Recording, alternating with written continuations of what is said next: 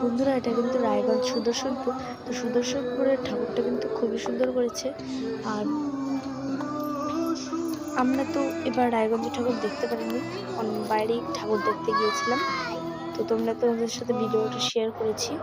তো আর এটা কিন্তু অনুশীলনী, এবার কিন্তু অনুশীলনীটা খুবই ভালো করেছে।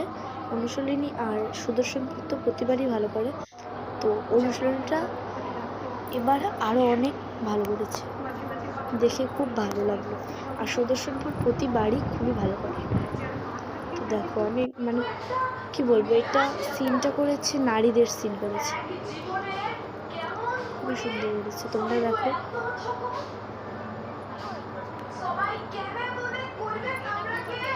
তাই জন্য বললো না ফটোগুলো লাগিয়েছে, আবার ফটোগুলোর উপরে কিছু লেখাও আছে। আর এটা কিন্তু হরিসভা মাঠ। রাস্তায় যে অনেকগুলো কৌটো বা মুটকি, চিপস, বোতলের খাপটা অনেক কিছু পড়ে থাকে, ওগুলো দিয়ে কিন্তু এটা প্যান্ডেলটা করিয়েছে। আর বাড়ি যাওয়ার পথে দেখলাম যে ঠাকুর বসাচ্ছে।